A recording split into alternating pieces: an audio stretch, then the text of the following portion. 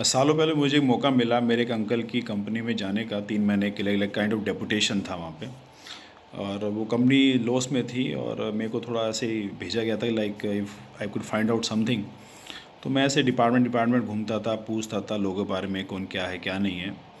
तो मुझे पता लगा कि आधे से ज़्यादा लोग तो दिल्ली से भेजे हुए थे वहाँ पे कंपनी में, और वो ऑलमोस्ट काइंड ऑफ रिलेटिव्स थे।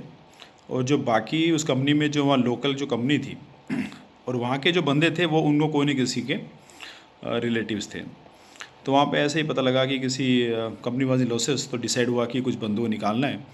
तो निकालने के वो आया जिनका मतलब कोई किसी का नोन नहीं था, लाइक जूनियर स्टाफ या जिनको नई नई जिनकी जॉब लगी थी, समथिंग लाइक दैट। तो फिर मेरे को पता लगा, तो मैंने बोला कि क्यों ना हम ऐसा करें कि जो टोटल आपका आउटलो है उस पे सैलरी पे वो कम करना है ना। तो अगर जो निकालना है 2-3 बंदों को, उनकी सैलरी को बाकी लोग डिवाइड कर ले, थोड़ा थोड़ा कोई फ़र्क भी नहीं पड़ेगा।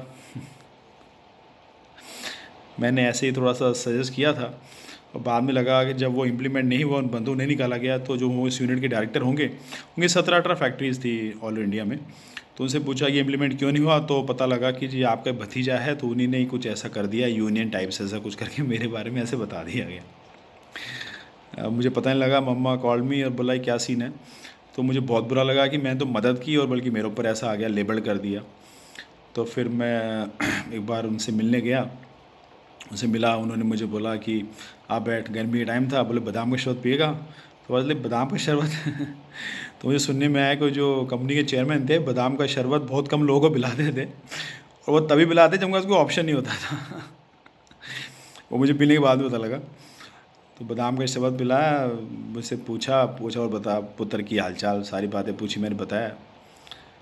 तो वो ऐसे ही खो गए, ख्यालों में जैसे खो गए। ये वॉज 60+।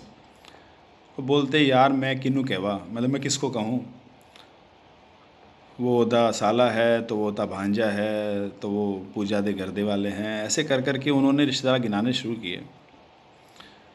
तो फिर मज़ा नहीं, अजीब सा लगा, मतलब he didn't had anything to offer, कोई सोल्यूशन नहीं आया। हालांकि उस बंदे को नहीं निकाला और मैं फिर वहाँ गया नहीं वापस से, बट अल्टीमेटली वो कंपनी जैसे चल रही थी वैसी चल रही थी। तो मुझे सोचने को मजबूर किया, आज ऐसे ही कहीं से मैं आ रहा था तो वहाँ भी ऐसे इशू हुआ, तो सोचने मजबूर किया कि how right it is to employ your own relatives. मुझे ऐसा लगता होगा कि जब कोई इंसान कोई बिज़नेस खड़ा करता होगा और जब जैसे जैसे उसका साम्राज्य बढ़ता है, तो हर कोई चाहता है कि उसके अपने जान पहचान वाले लोग जिन पे वो ट्रस्ट कर सकता है, ऐसा लोग सोचते हैं कि मेरे अपने हैं तो मैं इन पे ट्रस्ट कर सकता हूँ। ऐसे सोच के वो स्लोली स्लोली एम्प्लॉय करते होंगे। जैसे जैसे बिजनेस बढ़ता जाता होगा, over the period of time कुछ कंप्लेसेंसी आ जाती होगी चीज़ों को लेके डाउन द लाइन, और जो रिलेटिव्स है वो किसी किसी चीज़ में इसको अथॉरिटी रूप से भी लेते होंगे।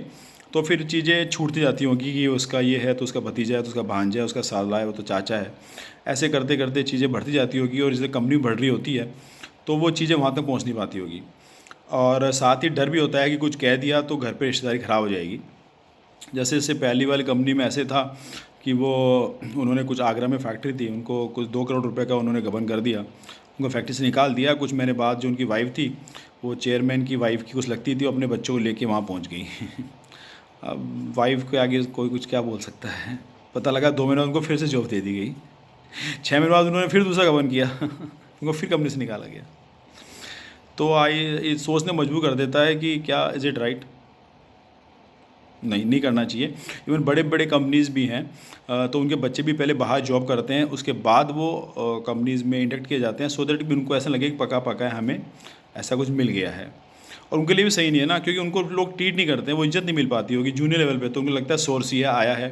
और कई बार यूनिट के हेड भी ऐसे सोचते हैं कि कोई नहीं, उनके फलाने का रिश्तेदार है, उसको रहने दो, उनका मतलब सैलरी देनी है, ऐसे ट्रीट करो, तो उनका शायद कैरियर भी ख़राब हो सकता है, ऐसा भी तो होगा।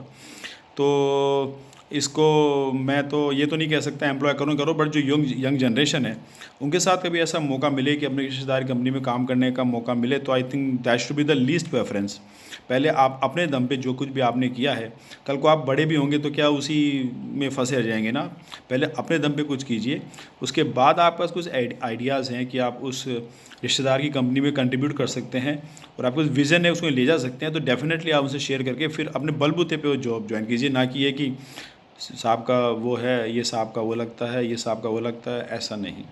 और जो ऑनर है उनको भी एक रिव्यू करना चाहिए time to time, keep the relationship different from the business, so that कि एक स्टेज के बाद में, कुछ सालों बाद में कंपनी के अंदर डाउन द लाइन कंप्लेसेंसी नहीं है लोगों के बीच में।